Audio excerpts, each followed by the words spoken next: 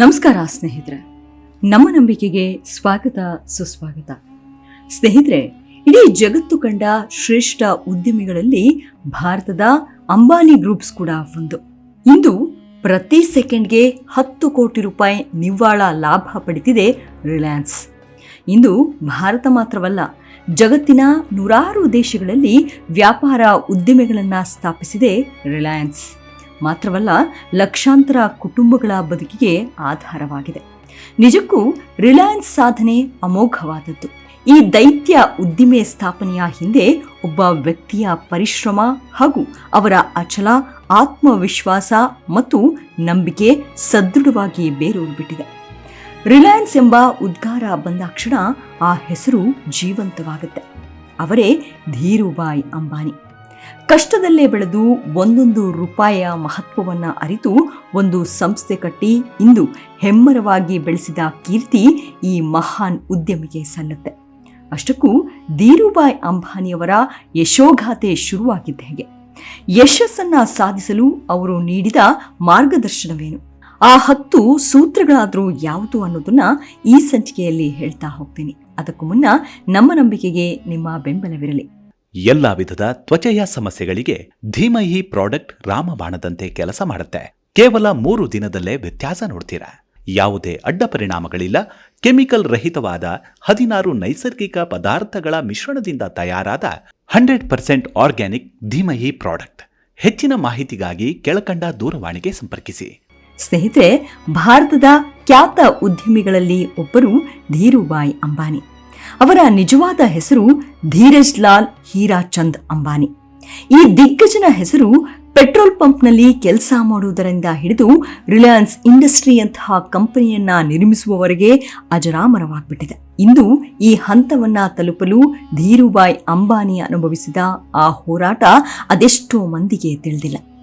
ಧೀರುಭಾಯ್ ಹುಟ್ಟಿದ್ದು ಡಿಸೆಂಬರ್ 28, 1933 ಗುಜರಾತ್ನ ಚೋರ್ವಾಡ ಎಂಬ ಸಣ್ಣ ಹಳ್ಳಿಯಲ್ಲಿ.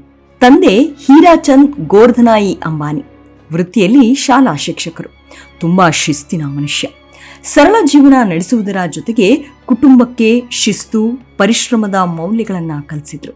ತಾಯಿ ಜಮಾನಾ ಬೆನ್ ಅಂಬಾನಿ ಗೃಹಿಣಿಯಾಗಿದ್ರು. ಧೀರುಭಾಯ್ ಅಂಬಾನಿಯವರ ಮೇಲೆ ಅತ್ಯಂತ ಪ್ರಭಾವ ಬೀರಿದ ಮಹಾತಾಯಿ. 5 ಜನ ಮಕ್ಕಳಲ್ಲಿ 3ನೇಯವರೇ ಧೀರುಭಾಯ್. ಅವರ ಬಾಲ್ಯದ ದಿನಗಳು ಬಡತನದಿಂದಲೇ ಕೂಡಿತ್ತು. ಬರೀ ಚಿಕ್ಕದಾದ 2 ಕೋಣೆಗಳ ಮನೆಯದು. ಒಟ್ಟು 7 ಮಂದಿ ವಾಸ. ಚಿಕ್ಕ ವಯಸ್ಸಿನಲ್ಲೇ ಕಷ್ಟವನ್ನರಿತ ಧೀರುಭಾಯ್ ಬೆಟ್ಟಗಳ ಬಳಿ ಬೇಲ್ ಮಾರಾಟ ಮಾಡಿ ಆ ಹಣವನ್ನ ತಾಯಿಗೆ ನೀಡುತ್ತಿದ್ರು. ಮೆಟ್ರಿಕ್ಯುಲೇಷನ್ ಮುಗಿಸಿದ ನಂತರ ಓದಿಗೆ ತಿಲಾಂಜಲಿ ಹೇಳಿ 1949ರಲ್ಲಿ ತಮ್ಮ ಸಹೋದರ ರಾಮ್ನಿಕ್ ಲಾಲ್ ಅದಾಗ್ಲೇ ಎಂಎನ್ನಲ್ಲಿ ಕೆಲಸದಲ್ಲಿದ್ರು. ಹಾಗಾಗಿ ಧೀರುಭಾಯ್ಗೆ ಎಂಎನ್ನಲ್ಲಿ ಪೆಟ್ರೋಲ್ ಪಂಪ್ನಲ್ಲಿ ಕೆಲಸ ಸಿಕ್ತು. ಅವರಿಗೆ ಸಿಗ್ತಾ ಇದ್ದ ಸಂಬಳ 300 ರೂಪಾಯಿ. ಆ ಹುಡುಗನ ಚತುರತೆ, ಪ್ರಾಮಾಣಿಕತೆ, ಮಾತಿನ ಶೈಲಿ, ಕೆಲಸದ ಮೇಲಿನ ಶ್ರದ್ಧೆ ಗಮನಿಸಿದ ಪೆಟ್ರೋಲ್ ಪಂಪ್ ಮಾಲೀಕ ಧೀರುಭಾಯನ್ನ ಮ್ಯಾನೇಜರ್ ಆಗಿ ಬಡ್ತಿ ಮಾಡಿದ. ತಿಂಗಳಾದ್ರೆ ಸಂಬಳ ಬರುತ್ತೆ, ಮನೆಗೆ ನಾನು ಆಸರೆ ಆಗ್ತಿದ್ದೀನಲ್ಲ ಅನ್ನೋ ತೃಪ್ತಿ ಧೀರುಭಾಯ್ ಅವರಿಗಿತ್ತು. ಹೀಗೆ ಅಲ್ಲಿ ಕೆಲಸ ಮಾಡುತ್ತಲೇ ಒಂದು ದೃಢ ನಿಶ್ಚಯ ಮಾಡ್ತಾರೆ. ನಾನು ಕೂಡ ಒಂದು ವ್ಯಾಪಾರ ಶುರು ಮಾಡಿದ್ರೆ ಹೇಗೆ ಅನ್ನೋ ಆಲೋಚನೆ ಅದು. ಹೀಗೆ ಎಂಎನ್ನಲ್ಲಿ ಕೆಲಸ ಮಾಡಿ ಸೇವಿಂಗ್ಸ್ ಮಾಡಿದ ಹಣವನ್ನ ಹಿಡಿದು ಸೀದಾ ಭಾರತಕ್ಕೆ ಬಂದಿಳಿತಾರೆ. ಅದು ಮುಂಬೈ ಎಂಬ ಮಹಾನಗರಿಗೆ. ಅವರ ಜೇಬಲ್ಲಿದ್ದದ್ದು ಕೇವಲ 500 ರೂಪಾಯಿ ಅಷ್ಟೆ.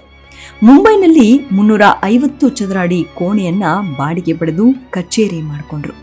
ಕೇವಲ 500 ರೂಪಾಯಿ ಬಂಡವಾಳ ಹಾಕಿ ಆಫೀಸ್ಗೆ ಅಂತ ಒಂದು ಮೇಜು, 3 ಕುರ್ಚಿಗಳು ಮತ್ತು ಬರವಣಿಗೆಯ ಪ್ಯಾಡ್ ಖರೀದಿಸಿ ರಿಲಯನ್ಸ್ ಕಮರ್ಷಿಯಲ್ ಕಾರ್ಪೊರೇಷನ್ ಎಂಬ ಸಂಸ್ಥೆಯನ್ನ ಹುಟ್ಟು ಹಾಕಿದ್ರು.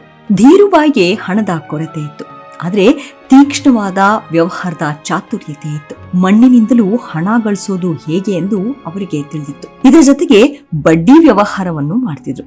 ಎಷ್ಟೇ ಆದ್ರೂ ಸೇಟು ರಕ್ತ ಅಲ್ವಾ? ಹೀಗೆ ಮೊದಮೊದಲು ಈ ಕಂಪನಿ ಮಸಾಲೆ ಪದಾರ್ಥಗಳನ್ನಷ್ಟೇ ಮಾರಾಟ ಮಾಡ್ತಿದ್ರು. ಅದಾಗಲೇ ಮಾರುಕಟ್ಟೆ ಮತ್ತು ಬೇಡಿಕೆಯ ಬಗ್ಗೆ ತಿಳುವಳಿಕೆ ಇದ್ದಿದ್ರಿಂದ ಭವಿಷ್ಯದಲ್ಲಿ ಪಾಲಿಸ್ಟಾರ್ ಬಟ್ಟೆಗಳಿಗೆ ಬೇಡಿಕೆ ಹೆಚ್ಚಾಗುತ್ತದೆ ಎಂಬ ಧೈರ್ಯದಿಂದಲೇ ಜವಳಿ ಉದ್ಯಮಕ್ಕೂ ಕೈ ಹಾಕಿದ್ರು. 1966ರಲ್ಲಿ ಗುಜರಾತ್ನ ಅಹಮದಾಬಾದ್ನಲ್ಲಿ ಜವಳಿ ಅಂಗಡಿಯನ್ನು ಪ್ರಾರಂಭಿಸಿದ್ರು. ಅದಕ್ಕೆ ರಿಲಯನ್ಸ್ ಟೆಕ್ಸ್ಟೈಲ್ಸ್ ಎಂದು ಹೆಸರಿಟ್ರು. ಅವರ ಮೊದಲ ಬ್ರ್ಯಾಂಡ್ ಹೆಸರು ವಿಮಲ್. ಹೀಗೆ ಕ್ರಮೇಣವಾಗಿ ಪ್ಲಾಸ್ಟಿಕ್, ಮೆಗ್ನೀಷಿಯಂ, ಪೆಟ್ರೋಕೆಮಿಕಲ್ಸ್ ಮತ್ತು ವಿದ್ಯುತ್ ಉತ್ಪಾದನೆಯಂತಹ ವ್ಯವಹಾರಗಳಿಗೆ ವಿಸ್ತರಿಸಿದ್ರು. ಇದೆಲ್ಲವನ್ನು ನಿಭಾಯಿಸಲು ಸ್ಥಳಾವಕಾಶ ಸಾಕಾಗ್ತಾ ಇರಲಿಲ್ಲ. ಆದ್ದರಿಂದ ಮುಂಬೈನಲ್ಲಿರುವ ದೊಡ್ಡ ಕಚೇರಿಗೆ ಸ್ಥಳಾಂತರಗೊಂಡ್ರು. ಯೆಮೆನ್ನಲ್ಲಿದ್ದ ಅರಬ್ ಶೇಖ್ಗೆ ತಮ್ಮ ತೋಟದಲ್ಲಿ ಗುಲಾಬಿಗಳನ್ನ ಬೆಳೆಯಬೇಕೆಂಬ ಹಂಬಲ. ಹಾಗಾಗಿ ಧೀರುಬಾಯನ್ನ ಸಂಪರ್ಕಿಸಿ ಭಾರತದಲ್ಲಿನ ಮಣ್ಣಿನ ಗುಣಲಕ್ಷಣಗಳನ್ನ ಕೇಳಿ ತಿಳಿದುಕೊಳ್ತಾರೆ. ಅಲ್ಲದೆ ಅಲ್ಲಿನ ಮಣ್ಣನ್ನ ಯೆಮೆನ್ಗೆ ಕಳುಹಿಸು, ನಿನಗೆ ಸಂಭಾವನೆ ನೀಡ್ತೀನಿ ಅಂದುಬಿಡ್ತಾರೆ. ಕೂಡಲೇ ಧೀರುಬಾಯ್ ಭಾರತದಿಂದ ಮಣ್ಣನ್ನು ಕಳುಹಿಸಿದ್ರು. ಅದಕ್ಕೆ ಪ್ರತಿಯಾಗಿ ಶೇಖ್ ಕೇಳಿದ್ದಷ್ಟು ಹಣವನ್ನ ನೀಡ್ತಾರೆ. ದಿನಕ್ಕೆ 14ರಿಂದ 15 ಗಂಟೆಗಳ ಕಾಲ ಕೆಲಸ. ಆದರೂ ಅವರಿಗೆ ಕುಟುಂಬವೆಂದ್ರೆ ಎಲ್ಲಿಲ್ಲದ ಪ್ರೀತಿ. ಇರೋ ಸಮಯದಲ್ಲಿ ಮನೆಯಲ್ಲಿ ಕಾಲ ಕಳೆದಿದ್ರು. ಮೋಜು ಮಸ್ತಿ ಮಾಡೋದು, ಊರೂರು ಸುತ್ತಾಡೋದು ಸುತಾರಾಮ್ ಇಷ್ಟವಿರಲಿಲ್ಲ. ಕೆಲಸದ ನಂತರ ತಮ್ಮ ಕುಟುಂಬಕ್ಕೆ ಆದ್ಯತೆ ನೀಡ್ತಿದ್ರು. ಅಷ್ಟೊತ್ತಿಗಾಗಲೇ ತಮ್ಮ ಕಂಪನಿಯ ಹೆಸರನ್ನ 3 ಬಾರಿ ಬದಲಾಯಿಸಿದ್ರು. ಆದರೆ ಅಂತಿಮವಾಗಿ 1977ರಲ್ಲಿ ರಿಲಯನ್ಸ್ ಇಂಡಸ್ಟ್ರೀಸ್ ಅನ್ನೋ ಹೆಸರನ್ನ ಅಂತಿಮಗೊಳಿಸಿದ್ರು. ಇಂದು ದೈತ್ಯ ಕಂಪನಿಯಾಗಿ ಬೆಳೆದು ನಿಂತಿದೆ. ಧೀರುಬಾಯ್ ಅಂಬಾನಿ ರಿಸ್ಕ್ ತೆಗೆದುಕೊಳ್ಳೋದ್ರಲ್ಲಿ ಎತ್ತಿದ ಕೈ. ನಾನಾ ಕ್ಷೇತ್ರಗಳಲ್ಲಿ ತಮ್ಮ ಛಾಪು ಮೂಡಿಸಿದ್ರು. ಷೇರು ಮಾರುಕಟ್ಟೆಯ ಬಗ್ಗೆ ಸಾಕಷ್ಟು ತಿಳುವಳಿಕೆ ಇತ್ತು. ಆ ಕಾಲದಲ್ಲೇ ಷೇರು ಮಾರುಕಟ್ಟೆಗೆ ಬಂಡವಾಳ ಹಾಕ್ತಾರೆ. ಅದರ ವಾರ್ಷಿಕ ಸಭೆಗಾಗಿ ಕ್ರೀಡಾಂಗಣವನ್ನ ಕಾಯ್ದಿರಿಸಿದ ಮೊಟ್ಟ ಮೊದಲ ಕಂಪನಿ ರಿಲಯನ್ಸ್ ಎಂಬ ಹೆಗ್ಗಳಿಕೆ ಪಡೆದುಕೊಳ್ತು. ಧೀರುಬಾಯ್ ಅವರ ನಂಬಿಕೆ ಹಾಗೂ ಛಲದಿಂದ ಕಂಪನಿಯು ಬೆಳೆಯುತ್ತಲೇ ಹೋಯಿತು. ಸಾವಿರಾರು ಕೋಟಿಯ ಉದ್ಯಮಿಯಾಗಿ ನಾಮಾಂಕಿತವಾಯಿತು. ಹೀಗೆ ಜುಲೈ 6, 2002ರಂದು ಧೀರುಬಾಯ್ ಅಂಬಾನಿ ನಿಧನರಾದರು. ಅವರ ಮರಣದ ನಂತರ ರಿಲಯನ್ಸ್ ಇಂಡಸ್ಟ್ರೀಸ್ ಮುಖೇಶ್ ಅಂಬಾನಿ ಮತ್ತು ಅನಿಲ್ ಅಂಬಾನಿಗೆ ವಿಭಜನೆಯಾಯಿತು. ಇಂದಿಗೂ ಧೀರುಬಾಯ್ ಅಂಬಾನಿಯವರ ಬದುಕು ಕೋಟ್ಯಾಂತರ ಮಂದಿಗೆ ಸ್ಫೂರ್ತಿಯಾಗುತ್ತೆ. ಅವರ ಯಶಸ್ಸಿನ ಕಥೆಗಳು ಜನರನ್ನ ಪ್ರೇರೇಪಿಸುತ್ತಲೇ ಇರುತ್ತವೆ. ಎಷ್ಟೇ ಕಠಿಣ ಪರಿಸ್ಥಿತಿ ಬಂದರೂ ನೀವು ನಿಮ್ಮ ಮೇಲೆ ನಂಬಿಕೆ ಇಟ್ಟರೆ ಒಂದು ದಿನ ಖಂಡಿತವಾಗಿಯೂ ಯಶಸ್ಸನ್ನ ಸಾಧಿಸುವಿರಿ ಎಂದು ಧೀರುಬಾಯ್ ಅಂಬಾನಿಯವರ ಜೀವನ ನಮಗೆ ಪಾಠ ಕಲಿಸುತ್ತೆ. ಓರ್ವ ಮನುಷ್ಯನ ಹಿನ್ನೆಲೆಯು ಯಶಸ್ಸಿನ ಮೇಲೆ ಯಾವುದೇ ಪರಿಣಾಮ ಬೀರುವುದಿಲ್ಲ. ಧೀರುಬಾಯ್ ಅಂಬಾನಿ ಇದನ್ನ ಸಾಬೀತುಪಡಿಸಿದ್ರು. ಬಡ ಕುಟುಂಬದಲ್ಲಿ ಜನಿಸಿ 16ನೇ ವಯಸ್ಸಿನಲ್ಲಿ ಶಾಲೆಯನ್ನ ತೊರೆದು ತಮ್ಮ ಕಠಿಣ ಪರಿಶ್ರಮದಿಂದ ರಿಲಯನ್ಸ್ ಇಂಡಸ್ಟ್ರೀಸ್ ನಂತಹ ಕಂಪನಿಯನ್ನ ನಿರ್ಮಿಸಿ ಅದನ್ನು ಉನ್ನತ ಸ್ಥಾನಕ್ಕೆ ಕೊಂಡೊಯ್ದರು. ಕಠಿಣ ಪರಿಶ್ರಮ, ಸಮರ್ಪಣೆ, ದೃಢ ನಿಶ್ಚಯ ಮತ್ತು ಉತ್ಸಾಹದಿಂದ ಯಾವುದೇ ಅಡೆತಡೆಗಳನ್ನ ನಿವಾರಿಸಬಹುದು ಎಂಬುದನ್ನ ಇಡೀ ಜಗತ್ತಿಗೆ ತೋರಿಸಿಕೊಟ್ರು. ತಮ್ಮ ವೃತ್ತಿ ಜೀವನವನ್ನ ಪ್ರಾರಂಭಿಸಿದಾಗ ಅವರಲ್ಲಿ ಕಳೆದುಕೊಳ್ಳಲು ಏನೂ ಇರಲಿಲ್ಲ. ಆದರೆ ಗಳಿಸಲು ಅವರ ಕಣ್ಮುಂದಿದ್ದದ್ದು ಇಡೀ ಜಗತ್ತು. ಮುಂಬೈನ ಒಂದು ಸಣ್ಣ ಕೋಣೆಯಲ್ಲಿ ಕೇವಲ 500 ರೂಪಾಯಿಯಲ್ಲಿ ವ್ಯವಹಾರವನ್ನ ಪ್ರಾರಂಭಿಸಿದ್ರು. ಅವರ ಚಾಕಚಕ್ಯತೆಯಿಂದ ಎಂದಿಗೂ ಹಿಂದಿರುಗಿ ನೋಡಲಿಲ್ಲ. ಶೂನ್ಯದಿಂದ ಉತ್ತುಂಗಕ್ಕೇರಿದ ಅವರ ಬದುಕು ಲಕ್ಷಾಂತರ ಜನರಿಗೆ ಸ್ಫೂರ್ತಿ ನೀಡುತ್ತೆ. ಧೀರುಬಾಯ್ ಅಂಬಾನಿ ಯಾವಾಗಲೂ ದೊಡ್ಡ ಕನಸುಗಳನ್ನ ಕಾಣ್ತಾ ಇದ್ರು ಮತ್ತು ಅವುಗಳನ್ನ ಬೆನ್ನತ್ತಿ ಹೋಗ್ತಿದ್ರು. ಒಮ್ಮೆ ತಾವು ನೌಕರನಾಗಿದ್ದ ಸಮಯದಲ್ಲಿ ತಮಗೆ ಬರುತ್ತಿದ್ದ ಅತ್ಯಲ್ಪ ಸಂಬಳದಲ್ಲಿಯೇ ಐಷಾರಾಮಿ ಕನಸು ಕಾಣ್ತಿದ್ರು. ದುಬಾರಿ ಚಹಾವನ್ನ ಸವಿಯಲು 5 ಸ್ಟಾರ್ ಹೋಟೆಲ್ಗಳಿಗೆ ಭೇಟಿ ನೀಡ್ತಿದ್ರು. ಇದರ ಬಗ್ಗೆ ಕೇಳಿದಾಗ ಪ್ರಮುಖ ಕೈಗಾರಿಕೋದ್ಯಮಿಗಳು ಅಂತಹ ಹೋಟೆಲ್ಗಳಿಗೆ ಭೇಟಿ ನೀಡಿ ವ್ಯವಹಾರದ ಬಗ್ಗೆ ಚರ್ಚಿಸ್ತಾರೆ. ಅದನ್ನ ನೋಡೋದಕ್ಕೆ ನನಗೆ ಸಂತೋಷವಾಗುತ್ತದೆ ಎಂದು ಅವರು ವಿವರಿಸಿದ್ರು. ಈ ವಿಧಾನವು ಧೀರುಬಾಯ್ ಅಂಬಾನಿಯವರ ದೃಷ್ಟಿಕೋನವನ್ನ ಎಂಥದ್ದು ಅನ್ನೋದನ್ನ ತಿಳಿಸುತ್ತೆ.